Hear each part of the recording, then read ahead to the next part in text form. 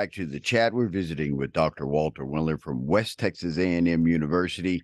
Lots of great things going on the campus. They're home of the Buffs. We know, and we talk about Mr. Engler and his outstanding gift to the university and his commitment to ag. We know how important agriculture is to this part of the world, lifeline. I think it was a year or so ago, there was a poll taken in the state of Texas.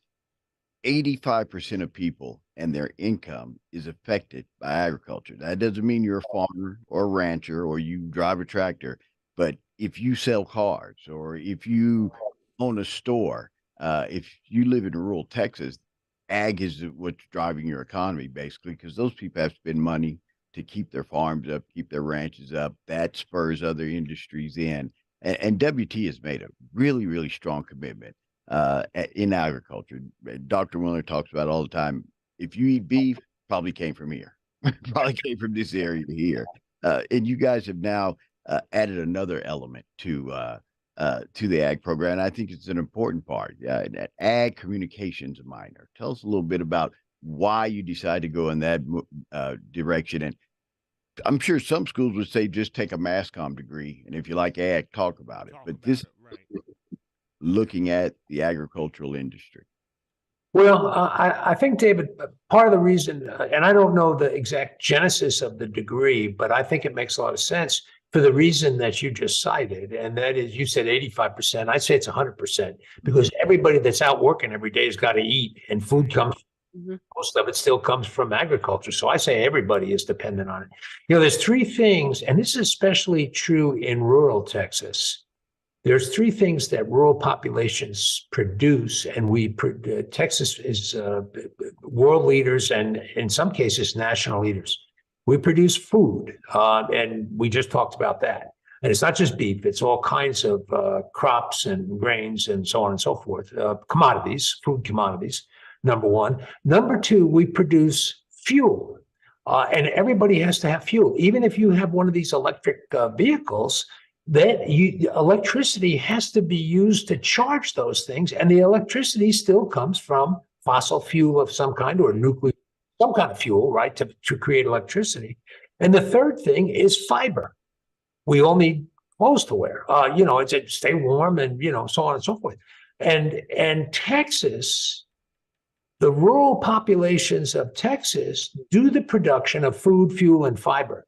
And I make the argument frequently, some people would say ad nauseum, that's why rural healthcare is important, because people in rural regions are producing these three things. They're not producing any of this in the Fifth Ward of Houston or in the Oaks in Houston or the West End of Dallas. They're producing it here in the Panhandle and in other regions of Texas. But a lot of it's Panhandle dependent. We're very important in all that. So I think the ag communications major, which I think is I believe it's 18 hours, that major will give students the opportunity to understand something about agriculture and then how to communicate the importance of that to a much larger audience. See, I think everybody in America needs to appreciate what ag is and what fuel is and what fiber is, because we use these things every day, but we get so focused on metropolitan regions that don't produce any of those things. And I'm not trying to create a divide between rural and urban.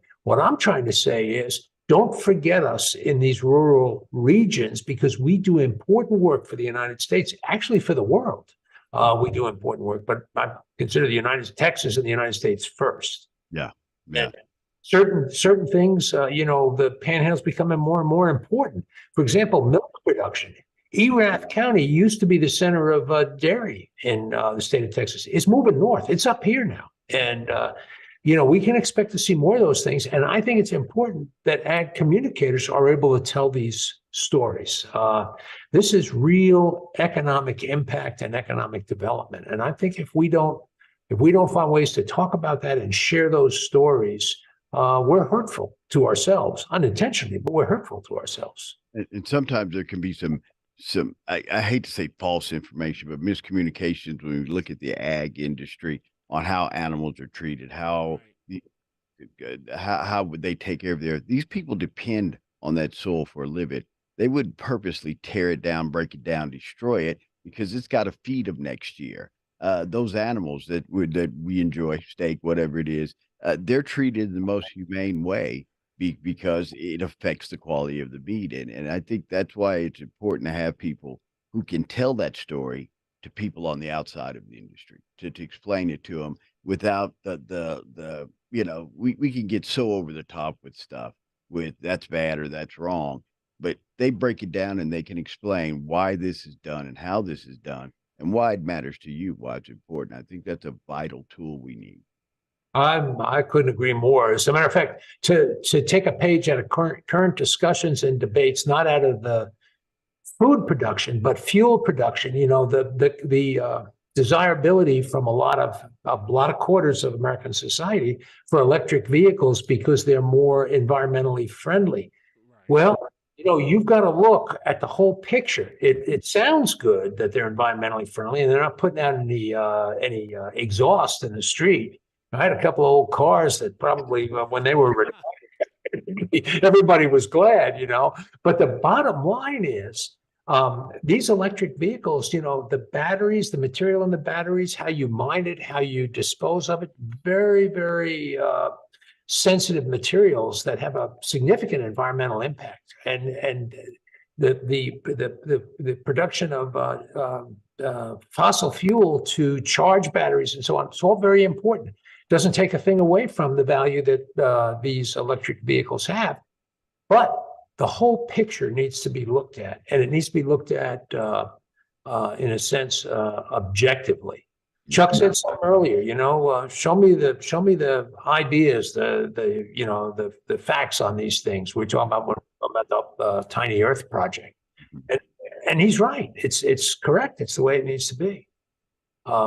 And Rhonda mentioned something on that also. So I think this ag communications thing makes a lot of sense here at WT because it's so important to our region, which means it's important to our university. Exactly. It seems to me like everybody should take one of those classes just because we live in this area, and it is important. If we don't have this stuff going on, and we are such a force, for the nation. Right. It seems important to me that you would want to be educated on it and do your part, to kind of help support these industries. Because you're talking about how it affects everybody. I was thinking about even, I kind of am in the nutrition a little bit. I was thinking about a dietitian. That's, that would affect how a dietitian would convey, nutrition to their clients if they knew a little bit more about what went on. What it is, yeah. Mm-hmm. Yeah, I would agree. I was just down at the mothership at Texas A&M here last week, and we heard from a dietitian who's also a member of the National Academy of Medicine, which is the highest honor that anyone can receive in that field, because it's you're voted in there by peers and other scientists and so on.